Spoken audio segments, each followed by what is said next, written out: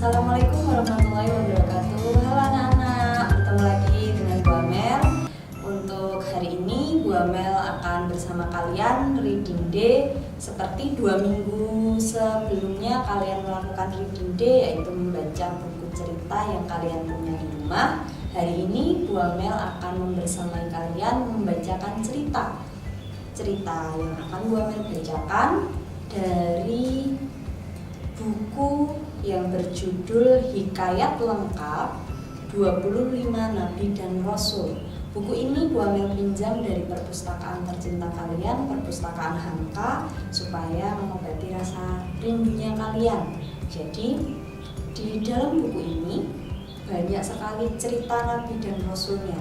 Hanya saja Bu Amel akan membacakan yang berjudul Nabi Idris alaihi salam. Nah, sudah siap mendengarkan? Oke, sekarang silakan kalian dengarkan ceritanya. Judulnya Nabi Idris alaihi salam. Nabi Idris memiliki pengetahuan yang sangat luas. Ia pandai membaca dan menulis. Ia belajar membaca kitab suci dari kakeknya yang bernama Nabi Syib. Ia dijuluki Idris, artinya orang yang tekun belajar. Ketika Nabi Idris dewasa, Allah memerintahkannya untuk berdakwah. Umatnya banyak mendurhakai Allah. Nabi Idris berkata, "Wahai umatku, tahukah kalian bahwa yang kalian lakukan telah menganiaya diri sendiri? Mohon ampunlah kepada Allah." Umat Nabi Idris tertawa penuh ejekan. Mereka tidak mau meninggalkan kebiasaan buruk mereka. "Apakah Tuhanmu bisa membuat kami kaya, hai Idris?" tanya umat Nabi Idris.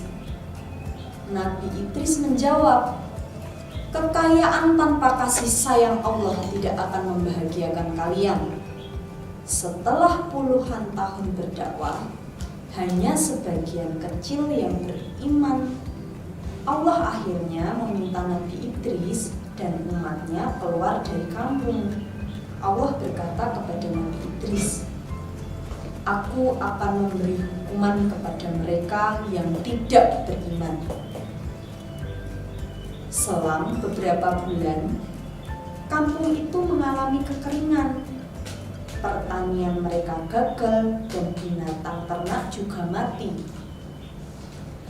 Akhirnya, banyak orang yang meninggal karena kelaparan. Nabi Idris memiliki seorang teman baik bernama Malaikat Israel. Ia ditugaskan Allah untuk mencabut nyawa manusia. Suatu hari, Nabi Idris meminta agar nyawanya dicabut.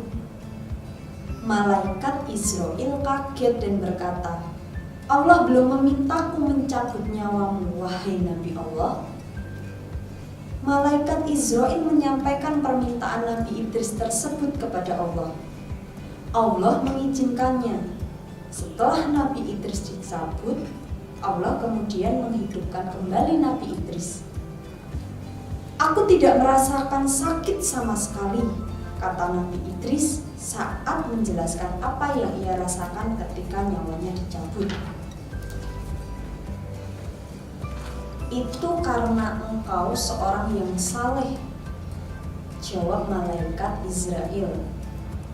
"Ajak aku melihat surga dan neraka," kata Nabi Idris kepada Malaikat Israel. Lagi-lagi Malaikat Israel kaget mendengar permintaan Nabi Idris. Malaikat Israel kembali meminta izin kepada Allah, dan Allah pun mengabulkan. Tempat pertama yang dikunjungi adalah neraka. Nabi Idris pingsan saat melihat penjaga neraka yang bernama Malaikat Malik. Wajahnya sangat tegas. Ia menyeret dan menyiksa manusia-manusia yang durhaka kepada Allah. Kemudian Ketika mengunjungi surga, Nabi Idris kembali pingsan. Coba tebak, mengapa Nabi Idris pingsan?